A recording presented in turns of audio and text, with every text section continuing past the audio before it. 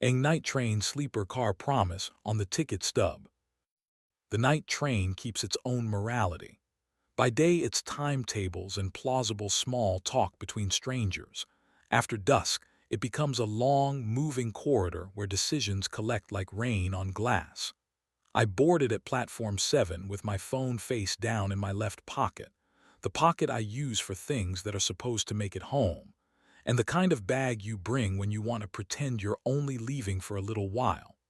The conductor punched my ticket without looking me in the eye, which felt like a favor. Back home, Aaron had said, "Can we talk tomorrow?" In the voice that really means please stay now. Our couch is a courtroom when it wants to be. If we sit at opposite ends long enough, it swears us in. I left before we submitted opening statements we'd end up eating cold for breakfast. On the station stairs, my screen lit with a message from R. Roman in my contacts, R in the way I label hazards to make them smaller. Sleeper 12. Walkway between cars, just talk. By day, I fix other people's paragraphs for a travel magazine that still believes in paper maps. By night, I try not to turn my own sentences into weapons. Aaron and I keep a code that works when we remember it. T. Means come here, you awake. Means I'm scared. Tomorrow means not yet, but don't go far.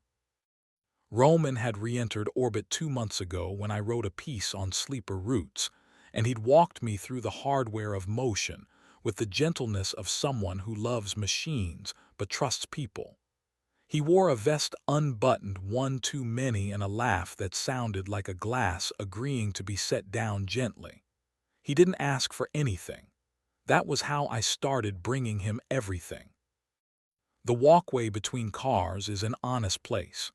The floor plates flex, the rubber bellows breathe.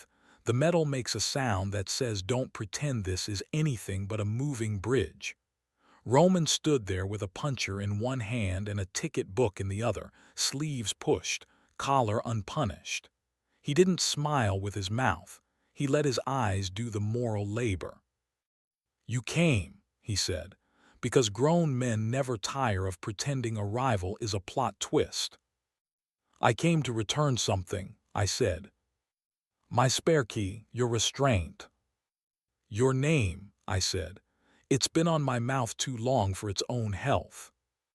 He tore off a blank stub from the book and set it on the metal ledge, the pencil beside it worn down to a truth that didn't need to be pretty.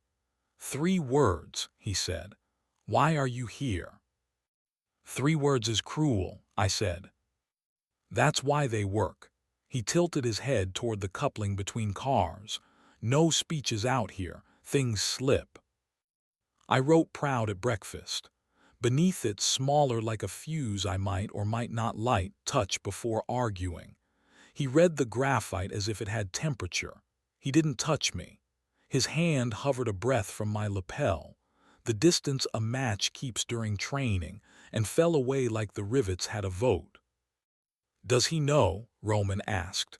He didn't need to weaponize the pronoun. "He knows the apartment is quiet," I said. We stood in the braid of wind where 2 cars confessed to each other all night long. He stepped into my weather, heat arriving before hands do when men are trying to be better than their appetites. "Tell me no," he said softly, like a man offering a lifeline he also wants to pull back. I didn't. I met him in the inch that rewrites evenings. His mouth tasted like mint and the idea of citrus. When his hand found the back of my neck, his grip remembered humane limits. My body answered like a courtroom that wants the witness anyway. He made the sound men make when a small country surrenders and calls it diplomacy. I made the one I've learned to forgive when it belongs to him. We didn't rush. Trains reward rhythm, not speed. His mouth found the hinge of my jaw. Mine found the place behind his ear where regret loses vocabulary. His palm slid under my shirt and rested flat a second. "Do you swear?" Then moved with attention rather than appetite.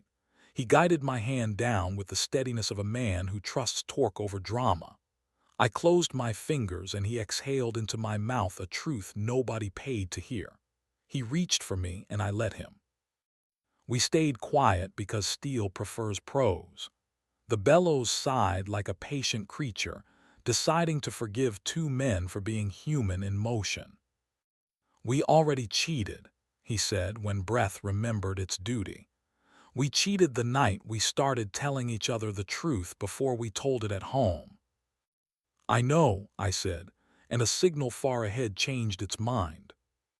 He folded the stub and slid it into my left pocket with ceremonial slowness. His thumb traced my wrist once and chose not to stay. He stepped back the moral inch that passes inspection. "I booked a roomette," he said, not triumphant. "Weather report, not prophecy. Refundable. We could stand at the window and not touch for 60 seconds to prove we remember ceremony. We could keep the do not disturb honest." "I'm tired of being clever," I said. "Clever's a scenic detour," he said. "Accurate is the timetable." He reached into the breast pocket of his vest and produced a novelty magnet shaped like a tiny locomotive, ridiculous and perfect. He pressed it into my palm. "For your fridge," he said. "Cold helps letters behave." In the sleeper corridor, he showed me the trick to unlatching a door without waking the man with the practiced conscience inside it. We didn't use the trick. We sat on the fold-down seat by the emergency window and watched a small town decide to sleep. He pointed out the names of switches that sounded like saints. "Text me a weather report in the morning," he said. "Tell me if the kettle beat the reasons." "It usually does," I said, "when we let it." The train made a slow curve and the night rearranged itself. I moved back to my compartment, a narrow kingdom where a person's better self can sit on one bunk and courts his worse on the other. I slept 3 hours and woke to a whistle that sounded like an apology. At the terminal, I stepped into a city that had chosen a temperature and stuck with it. The crosswalk gave me time, I took it. The apartment offered its square of kitchen light and the fridge's patient hum. Aaron sat on the floor with his back against the door, sleeves pushed to his elbows, one ankle crossed over the other, the posture manuals use when they draw people who are about to fix things. He didn't ask where I'd been. He tilted his head toward the place beside him. I sat. "Do you want to be asked?" he said, voice steady, not performing mercy, offering it. "Please," I said, because prompts are the scaffolding of my better self. "Are you lonely?" "Some nights," I said. "Not here. Not when you ask first. Not when the kettle outruns the reasons." I took his wrist and placed his hand on my forearm the way he does when he needs to make sure I'm not inventing weather. His thumb traced once and believed me. "I feel useful," he said. "I want to be wanted before I'm useful." "Tonight's procedure," I said. "Touch first, argue second, report later." The kettle clicked like a stamp in a patient country. He poured water over mint. We named it dinner because names are cheaper than regret. I pinned the folded ticket stub beneath the train magnet so Proud at Breakfast faced the room. Aaron read the graphite and his mouth did the smaller, braver thing. He took the dry erase marker from the cup by the fridge and wrote beneath the magnet, "Tomorrow, keep the torque." He didn't grin.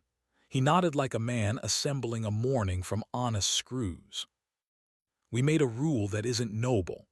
When prosecution tries to wear a bathrobe, one of us says sleeper and the other puts the kettle on while the first puts his hands where history can find them. 5 words when 5 are enough. Stop at the shoulder, not the ditch.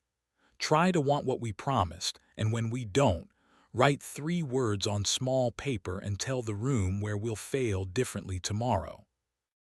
Days do what days do when you're trying to be an amateur human with professional consistency. The stub in my pocket learns the shape of my left hand.